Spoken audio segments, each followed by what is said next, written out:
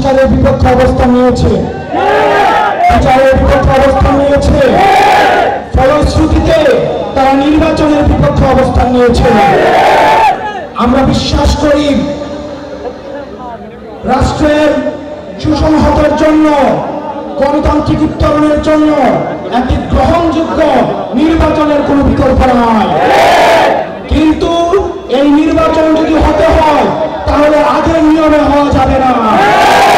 আমরা আগে দেখেছি 22 জন মিলে একসাথে মিলে ভোট দিয়েছে, রেফারি সহ সরকারি দলের পক্ষ হয়ে কাজ করেছে।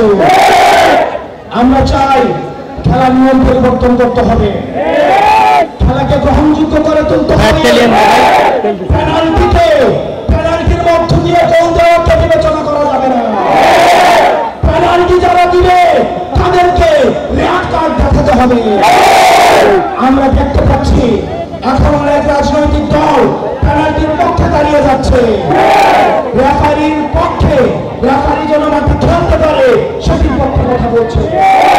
সেটির জন্য আমাদের নির্বাচন কমিশনের পুনর্গঠন প্রয়োজন। সেটির জন্য আমাদের খেলাকে সবার উপযোগী করে গড়ে তোলা প্রয়োজন। প্রিয় কক্সবাজারবাসী, আপনাদেরকে সচেতন থাকতে হবে। আমাদের পরবর্তী বাংলাদেশ বিনির্মাণ করতে হলে আমরা একসাথে লড়াই করতে হবে। ইনকিলাব ইনকিলাব, মুজিববাদ মুজিববাদ। আমরা এই দেশে এখন নতুন কিছু দরকার আছে।